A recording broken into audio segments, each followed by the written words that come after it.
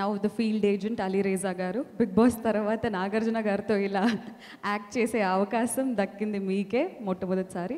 So అందరికీ నమస్కారం.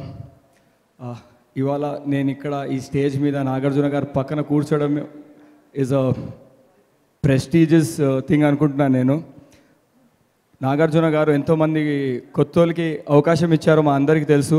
అందులో ఇప్పుడు నేను కూడా ఒకడు ఉన్నాను. బిగ్ బాస్లో 7th వీక్లో ఎలిమినేట్ అయ్యి బయటకు వచ్చినప్పుడు ఆ ఎమోషనల్ ఎపిసోడ్ ఎలా ఉండే బిగ్ బాస్ చూసిన వాళ్ళకి తెలుసు.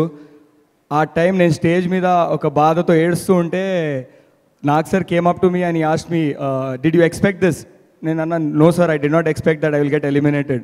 సో అప్పుడు నాగ్ సార్ నాకు ఒక మాట చెప్పారు, this is not the end, ఇక్కడ నుంచి నీకు మంచి లైఫ్ స్టార్ట్ అవ్వబోతుంది, soon you will get a call, ఒక 3 డేస్లో నీకు ఒక కాల్ వస్తుంది, don't worry, everything will go good అన్నారు.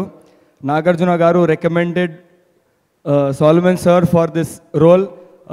నేను లోపల ఉన్నప్పుడే డైరెక్టర్ గారు నాగ్ సార్కి కథ చెప్పారు.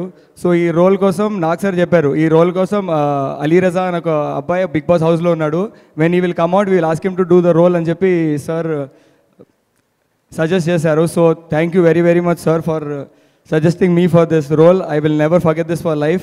And alage Solomon sir for accepting that and taking me for the role. And thank you so much Niranjan sir. Happy to work in your project. No words. Thank you very much.